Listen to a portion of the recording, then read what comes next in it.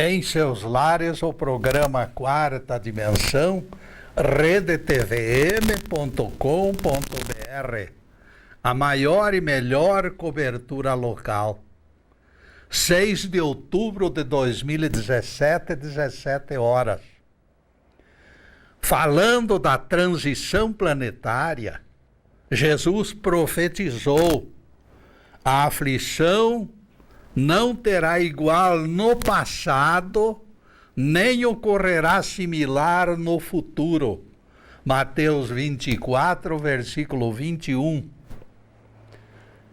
Esquecida do drama de duas grandes guerras, a teologia cristã teima em atribuir tais aflições à destruição de Jerusalém no ano 70 do primeiro século.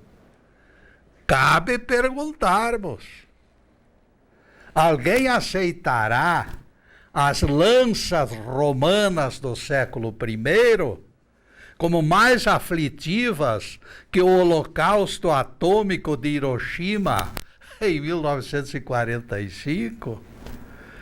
A resposta negativa demonstra a falta de seriedade dos teólogos.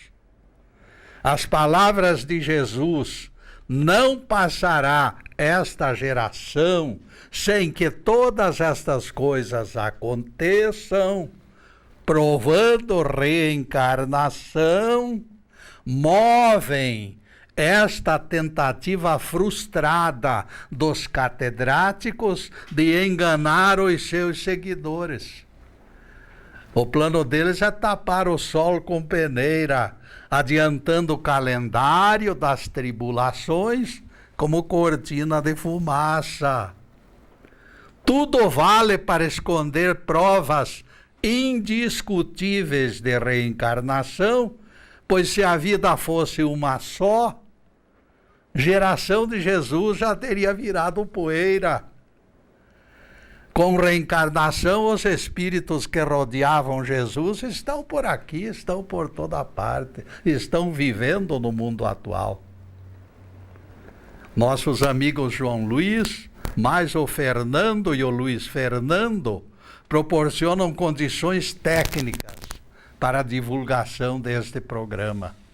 Com eles colaborando nas operações, temos certeza de que tudo correrá bem.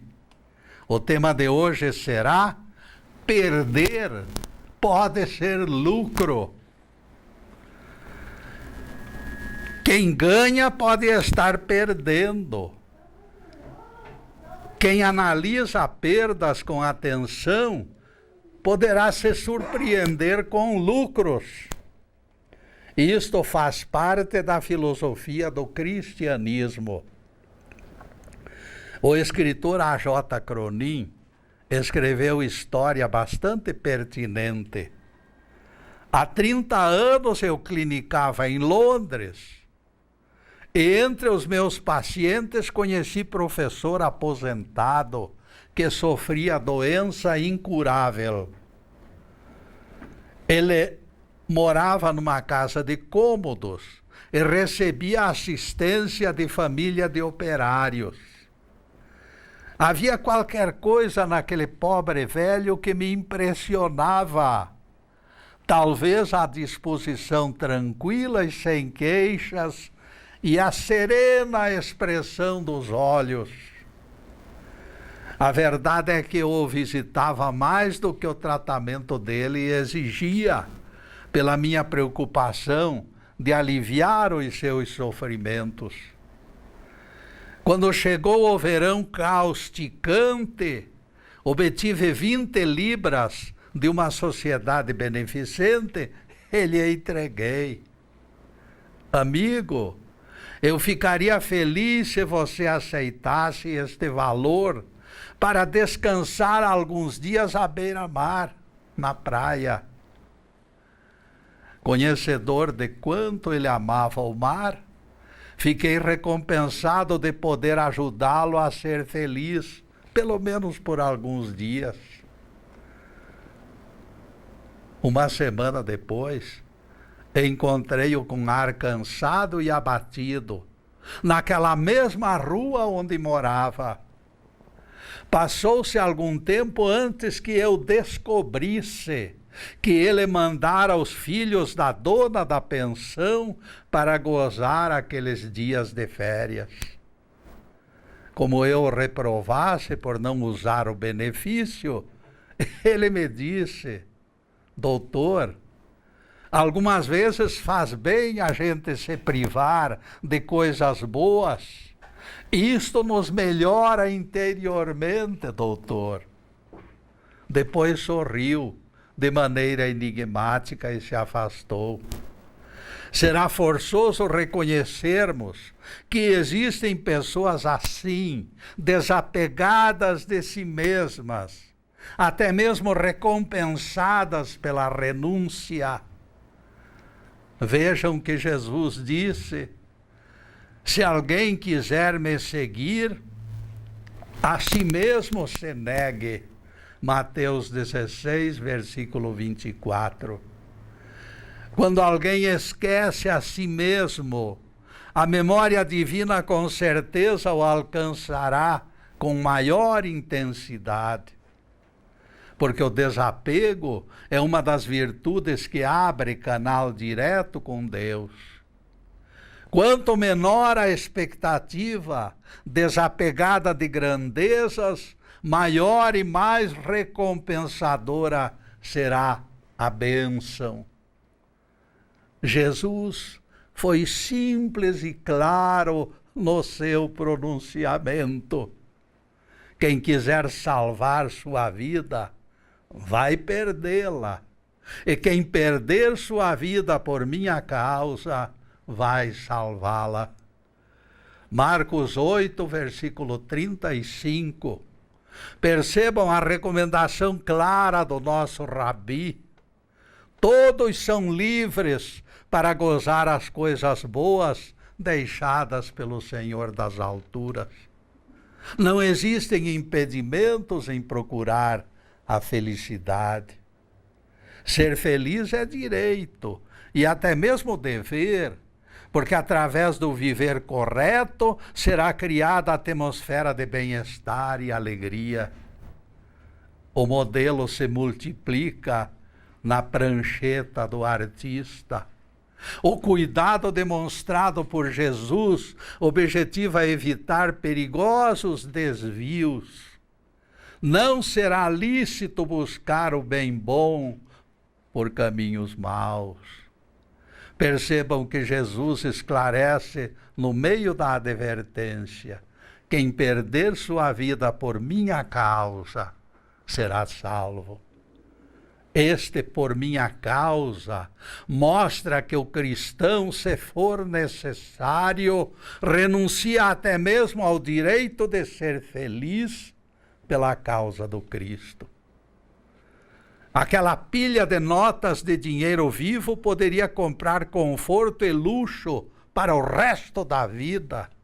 Aquela mala de dinheiro, é só assinar aqui, diz o chefe da máfia, apontando o lugar onde o sujeito deve assinar. Assine e estas cédulas passarão de imediato para o seu cofre. O eco da voz do Cristo 20 séculos depois, de formulação do seu evangelho, desaba sobre a consciência daquele homem. É enorme o dilema entre o dever e a cobiça, entre continuar pobre ou enriquecer, entre manter-se honesto ou prevaricar. A escolha nunca foi fácil. A porta se abre num convite silencioso e o caminho é largo, espaçoso. Mas a voz de Jesus se faz ouvir na consciência. Que aproveita o homem ganhar o mundo inteiro e perder sua alma? Marcos 8, versículo 36. O Evangelho tem isto de belo, caríssimos. ele faz pensar. O Evangelho abre os olhos ao vivente e a visão pode ser desconcertante. Não existe a menor garantia de que sejamos felizes com aquele tesouro furtado. A consciência lembra que o tesouro tão almejado pode ser consumido pela ferrugem ou levado pelos ladrões. É o eterno drama que fabrica insegurança. Perder a alma significa castração espiritual e ainda de acréscimo, o escravo da cobiça arrisca retornar aos tempos das vacas magras. Não existem garantias.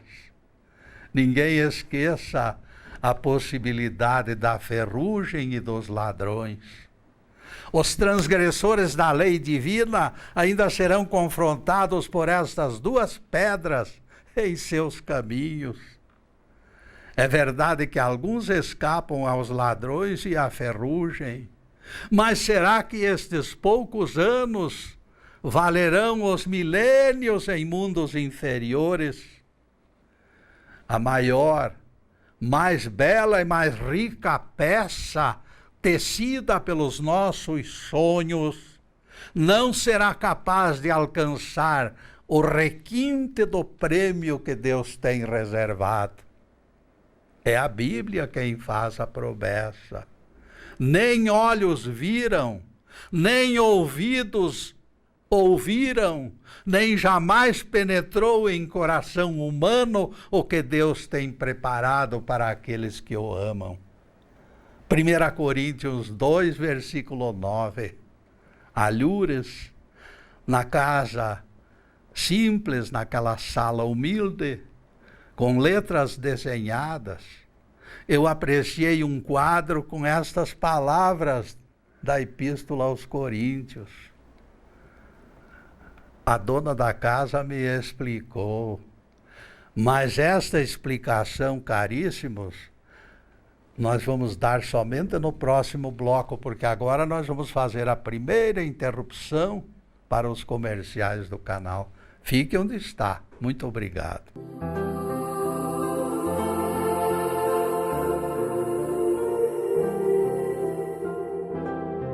Já estamos no segundo bloco do programa Quarta Dimensão. Por gentileza do João Luiz, o nosso site já está na telinha e nós convidamos vocês para visitá-lo. Obrigado, João Luiz. E não esqueçam que o meu querido neto Ricardo criou mais serventia para o site.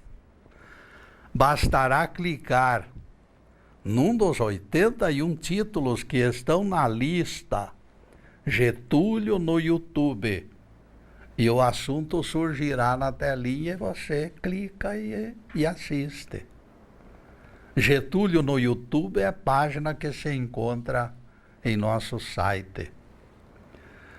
Nosso amigo Zube, embora aposentado, é o provedor das nossas palestras no YouTube. Obrigado, Zube. Em seguida, a continuação do tema de hoje. Perder pode ser lucro.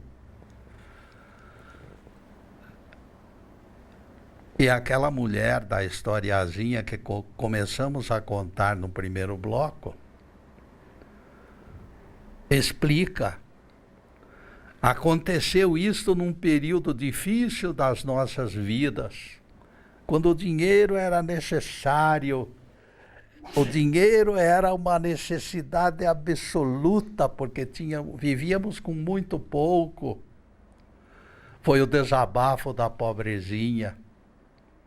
E a mulher silenciou por alguns momentos, rememorando a sua história, e depois continuou. Meu filho Juquinha estava prestes a realizar negócio desonesto. Eu então lhe entreguei uma folha de papel e lápis de cor e mandei que desenhasse as palavras de Paulo naquele papel.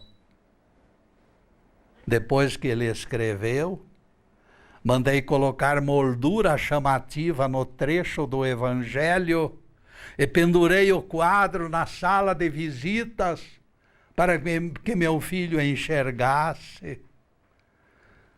Chamei Juquinha e lhe disse: filho, valerá a pena você ganhar esses trocadinhos de forma desonesta e perder este presente maravilhoso que o Pai das alturas reservou para você? A lição daquela mulher aflita me comoveu. A moldura chamativa realçava o texto, mostrando a inteligência daquela mulher simples. É curiosa a força de um destaque bem feito. Emoldurada, a beleza transparece com maior plenitude. Uma árvore terá outro aspecto quando vista contra a face nua do céu.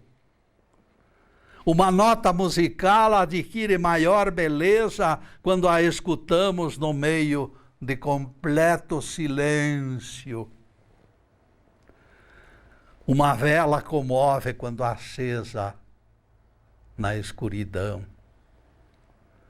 Talvez a sua vida não desabroche, caríssimo, pela falta de espaço vazio em torno de você.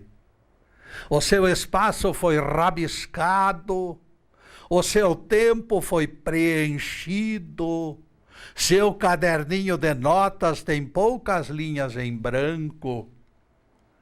Você está se tornando uma taça repleta de vinagre e não existe lugar para o vinho novo que lhe trará esperança. O mar, o próprio mar, deixa na praia as suas conchas para ficar livre do excesso. Oxalá consigamos descarregar pelo menos parte das nossas cargas, de nossos arquivos repletos, das nossas coisas triviais e até mesmo das mais importantes. Ficar sozinho num quarto vazio e deixar que as lágrimas rolem. Suplicar socorro ao silêncio e pedir arrego, sem nenhuma vergonha. Quanto seria importante simplificar, desfazer-se do supérfluo e gozar uma noite completa de sono. O obscuro monge alemão chamado Thomas Kempis, que viveu no século XV, foi bastante feliz quando escreveu: a menos que te esqueças de ti mesmo, não conseguirás liberdade perfeita. Com efeito, a capacidade de nos disciplinarmos, caríssimos, é a raiz da nossa liberdade e até das nossas virtudes. Para ser moralmente livre, o ser humano precisa dominar os seus instintos. Seria formidável que entendêssemos que a formação do caráter passa pela autodisciplina. As grandes carreiras são construídas apenas através de rigoroso autocontrole. O pianista Paderewski resumiu: antes de ser mestre, eu fui escravo.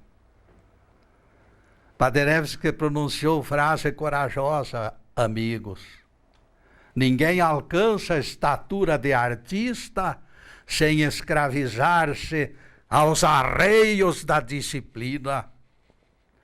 A psicologia está provando a necessidade do sacrifício para a realização da personalidade. Por natureza, nós somos egoístas, e este caminho tem levado à instabilidade emocional e à estreiteza da mente. Ficou provado em testes que será necessário algo mais para vencer nossos impulsos egocêntricos. Por isso a necessidade de crer para vencer a indolência e a indecisão, quando se tornar necessário fazer algo que nós não gostamos. O egoísmo só será vencido por força maior do que nós. Sem uma crença robusta em algo transcendente, não teremos disposição para trabalhos voluntários que não produzam lucros. Desacompanhado de algo superior, o egoísta caminhará sozinho e a solidão destruirá cada um dos seus sonhos. A pessoa concentrada em si mesma evita até encontrar-se com amigos. Ela vai se tornando fujona, inveterada. Sofre constrangimentos em sociedade, receia cometer gafes, não aceita encargos voluntários, rejeita tudo que obrigue a interagir. É semelhante àquele peixe cujo habitat é o fundo do mar, onde poucos seres vivos conseguem sobreviver. O egoísta é igualzinho a ele. Está escondido dentro de si mesmo. Está no fundo do mar da esperança. Será necessário tornar-se bastante forte e autônomo para debelar esta grave síndrome. Enquanto fracos, nenhum de nós é dono do seu nariz, porque só escutamos e obedecemos vozes que nos sugerem coisas prazerosas.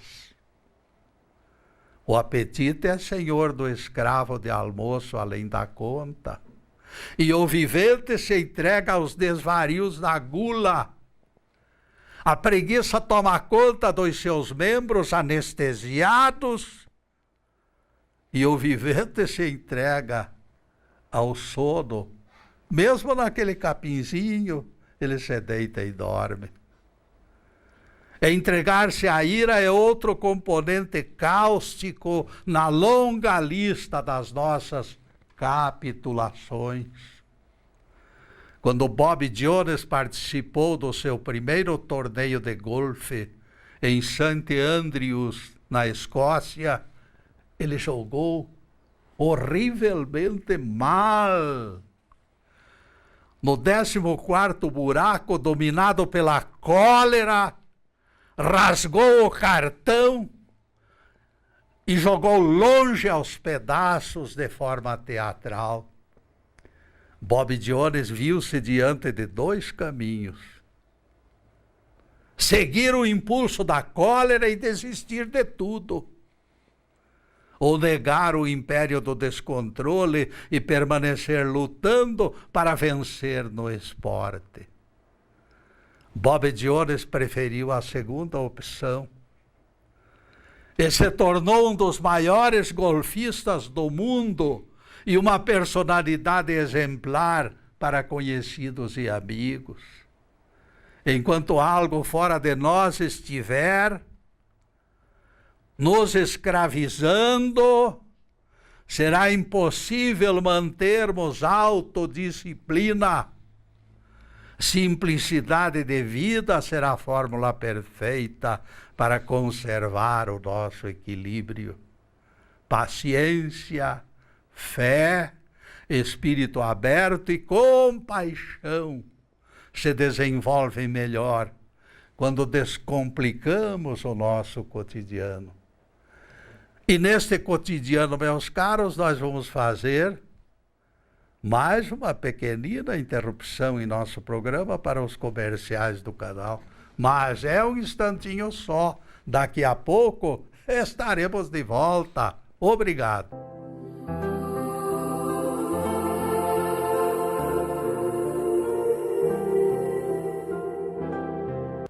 E passamos ao terceiro bloco do programa Quarta Dimensão. Diante das calamidades ocorridas 2000 anos nestes últimos 2000 anos, a destruição de Jerusalém, no ano 70 do primeiro século, representou 0, qualquer coisa. E isto significa quase nada. E os teólogos se agarram a estas merrecas para tentar esconder a grande verdade do renascimento através dos seus contemporâneos. O renascimento dos discípulos de Jesus que foram crescendo pela reencarnação. Herodes, Pilatos, Anás, Caifás, e outros mais, todos eles espalhados no meio da multidão que se cruza hoje pela vastidão do planeta. Jesus estava certo. A geração dele estaria presente no tempo do fim. Em outros corpos, é claro.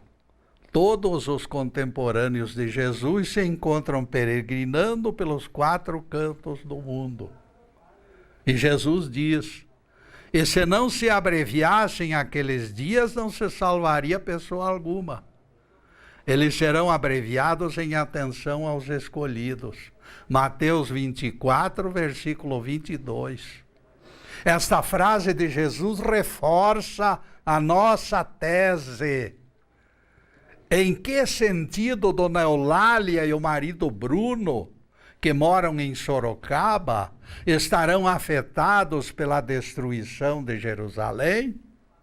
A resposta salta aos olhos, mostrando a malícia dos teólogos, incomodados pela frase perturbadora do grande mestre. Não está em jogo aqui a nossa opinião, caríssimos. É Jesus falando. A aflição será tão grande que não houve nem haverá igual em todos os tempos, no passado e no futuro. Mateus 24, versículo 21. E depois deste pinguinho de doutrina, continuaremos focalizando o tema de hoje. Perder pode ser lucro.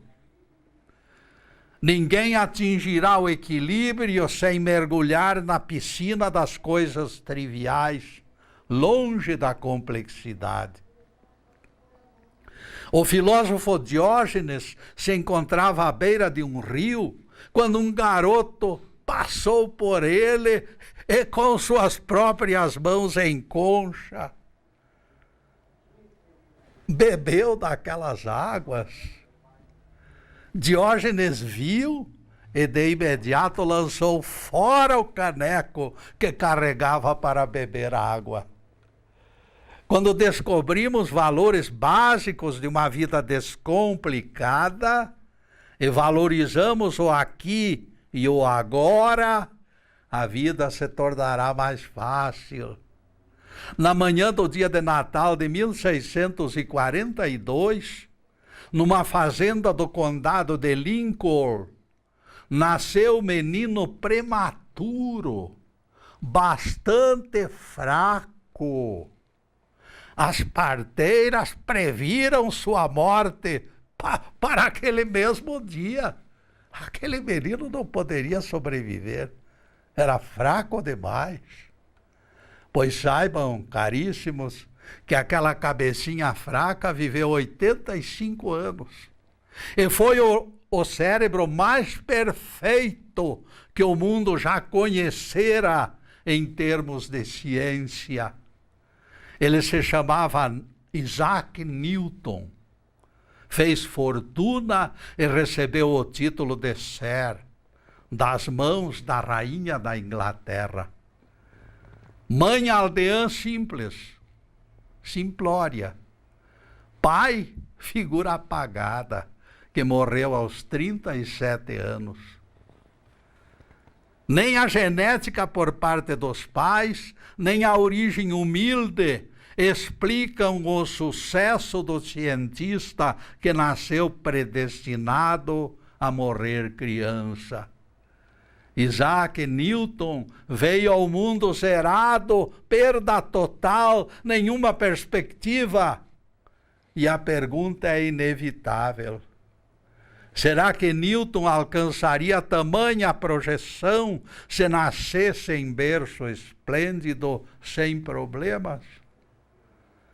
O problema não será aquela alavanca misteriosa que gera a grandeza do ser humano? A resposta está no tema de hoje. A perda pode ser lucro. Ninguém ganha alicerce sem o impulso do sacrifício. Isaac Newton nasceu com aquelas deficiências exatamente para estímulo do seu lado introspectivo e da sua curiosidade. O autodomínio é subproduto de intensa vida interior. O sujeito adquire força mágica, aprendendo a discernir entre duas supostas verdades. A verdade falsa, sabem qual é?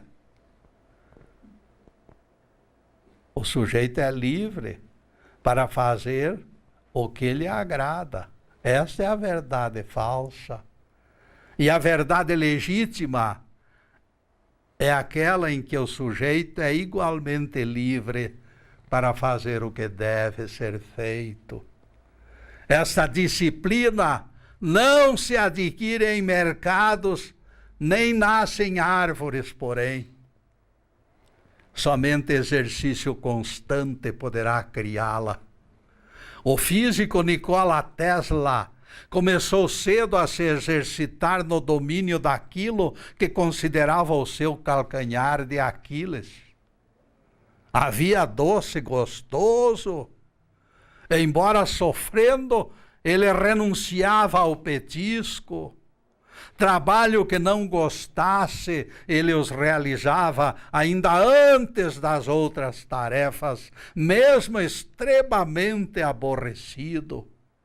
À medida que os anos passaram, Nikola Tesla venceu o conflito. O seu desejo e a sua vontade, de repente, caminharam na mesma direção. Desejo e vontade tornaram-se coisa única.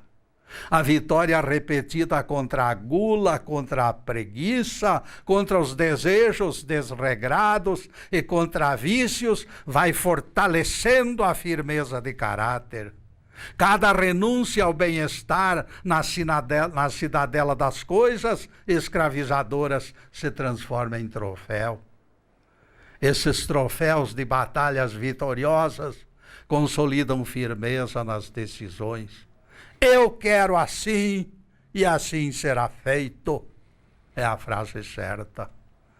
O filósofo William James escreveu: não existe alguém mais miserável do que a pessoa indecisa que vacila diante de cada uma das suas ações. Aquela pessoa delibera antes de acender um cigarro, de beber uma taça de vinho, de levantar da cama, de dormir, de iniciar cada tarefa. Ele está sempre pensativo, indeciso, sem saber o que fazer. Pelo amor de Deus, meu caro, deixe que eu chute a bola, seu fulano. O jogo não pode ficar em compasso de tartaruga sem a menor criatividade. A demora da pessoa exaspera porque lhe falta firmeza de caráter. Desde que amanhece o dia até que anoitece, a infeliz se mostra inquieta e preocupada com suas escolhas. Este conflito estabelece manias e cria dependências exatamente daquilo que faz mal. O fumante aumenta o número de cigarros. O amante do copo se embriaga. O apreciador da boa mesa se empanturra. O devasso perde a noite na esbórnia. O mal-estar produzido pelos excessos, infelizmente, quando não é aproveitado como lição, terminará enfraquecendo ainda mais. O filósofo Epícteto advertiu nesta direção: esforça-te até conseguires uma boa vida, depois deixa tudo nas mãos do hábito, que a vida se tornará agradável. Uma estratégia perfeita será começarmos a reforma íntima pelas pequenas coisas, fazer tudo para vencê-las em primeiro lugar, para adquirirmos confiança em nossa capacidade. Nada poderá descrever o efeito das vitórias quando conquistadas de maneira difícil. A alforria da servidão então se torna algo excepcional. Pouco a pouco iremos superando outras pequenas fraquezas até o confronto decisivo com todos os nossos maiores defeitos. Imperceptivelmente iremos adquirindo forças até vencermos hábitos que nos tornavam desprezíveis aos nossos próprios olhos. O almirante Birde enfrentou o seu lado negativo de uma forma espetacular. Sabe o que ele fez? Ele foi ao Polo Sul, sem acompanhante, sozinho num barco. Suas impressões por escrito nos revelam efeitos da experiência. Pensando sobre uma série de coisas, sozinho, naquela imensidão gelada, ele pôde separar o joio do trigo. Aprendeu na prática o que ouvira dos filósofos, que o homem pode viver com pouco. O homem pode viver com quase nada. Terminei acreditando que o objetivo deve ser a busca da harmonia interior. E nesta harmonia interior, caríssimos, nós vamos fazer mais uma pequena interrupção para os comerciais do canal, mas é um zais. Daqui a pouco estaremos de volta. Obrigado.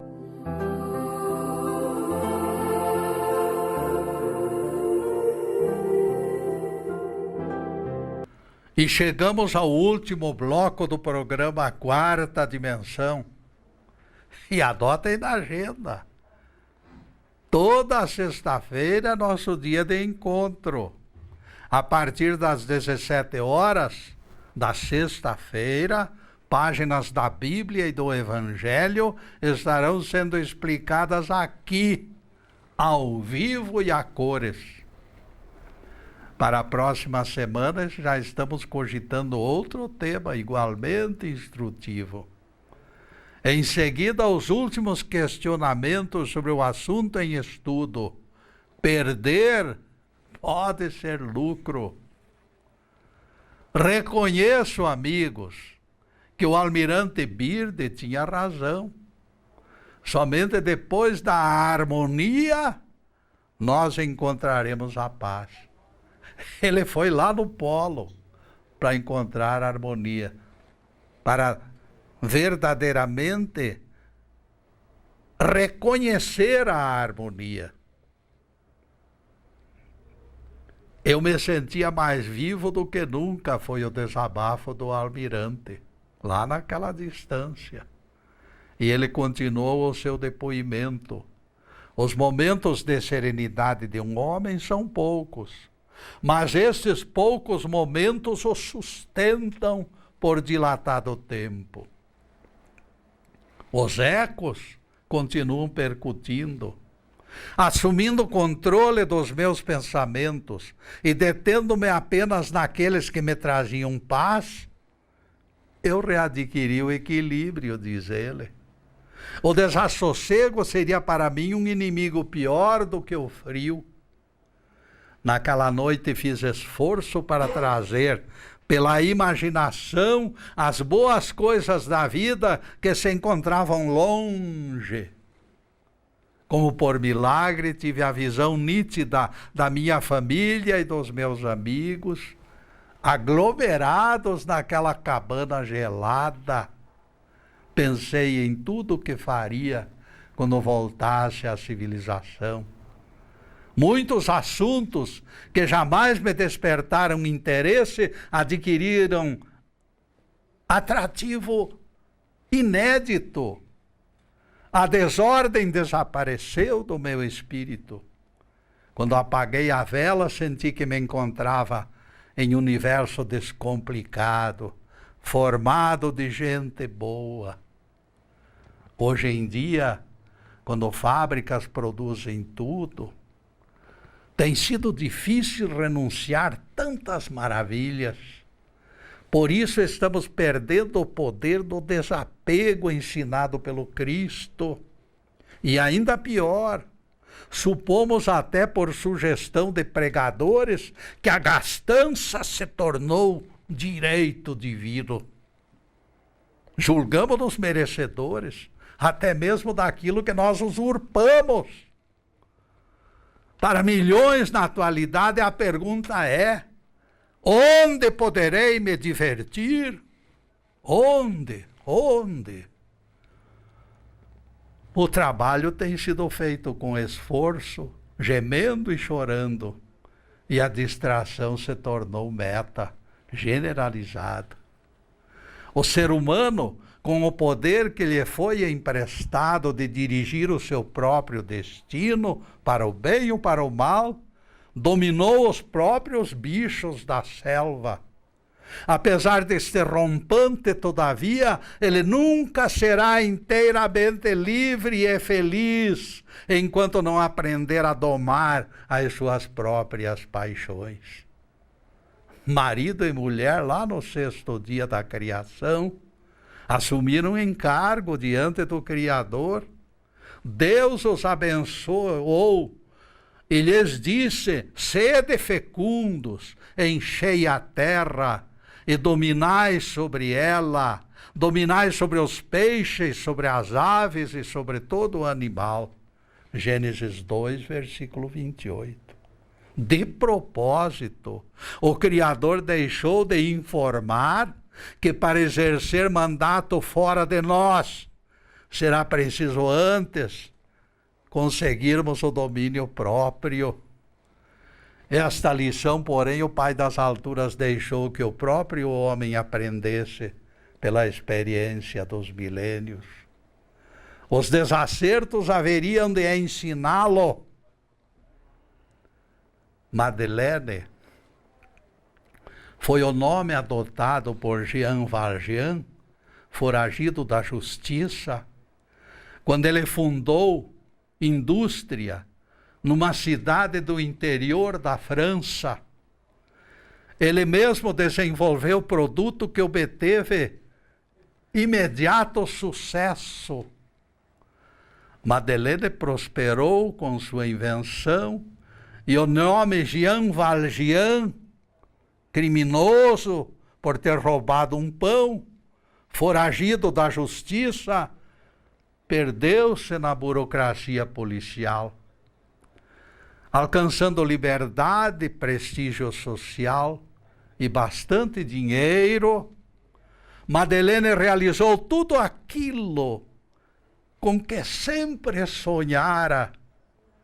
Sua fábrica antecipou século de direitos aos trabalhadores. Madeleine fundou o hospital, onde os pobres tinham absoluta prioridade e tratamento grátis. Uma prostituta chamada Fantine, em audiência pública, diante de Madeleine, autoridade policial, autoridade administrativa, a mulher desesperada cuspiu-lhe no rosto.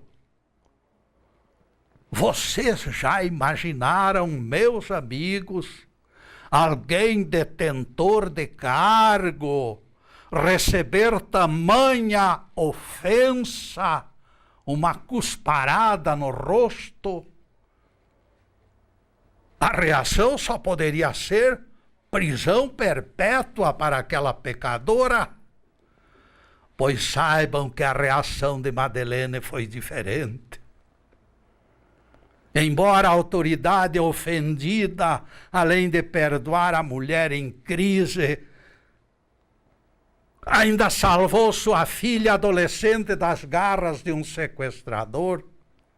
Esta menina viveu na casa de Madeleine até o seu casamento, adotada como filha herdeira dos seus bens.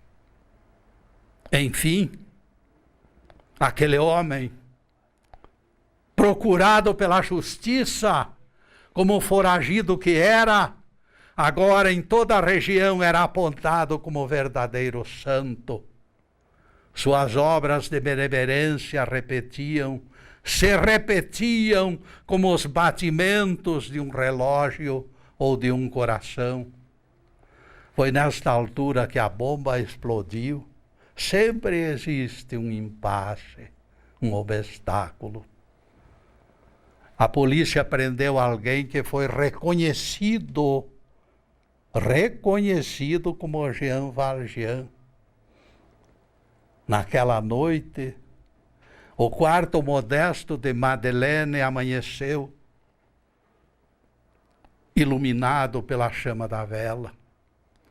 O castiçal de prata do bispo Miriel manteve vela acesa até os primeiros raios do sol da manhã.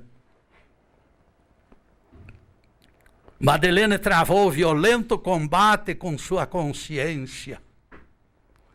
Se ele calasse, aquele outro pobre homem seria condenado, iria para as galés inocente.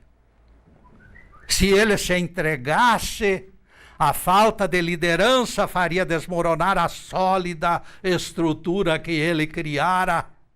O hospital ficaria sem recursos. Cosette, a filha de Fantine, ficaria sem pai. Este foi o dilema que ocupou as longas horas daquela madrugada. Consciência versus benemerência. A condenação do suspeito foi rápida. Jean Valjean seria devolvido às galés. O falso Jean Valjean seria devolvido às galés. Foi quando Madeleine se ergueu e falou com a majestade de um semideus. Ele disse ao juiz: este homem não é Jean Valjean. O magistrado replicou, estranhando a atitude: como o senhor pode ter certeza? Eu tenho certeza, meu amigo, porque eu sou Jean Valjean. E colocando o chapéu na cabeça, o homem santo atravessou a coluna de guardas sem que ninguém esboçasse o menor gesto para prendê-lo.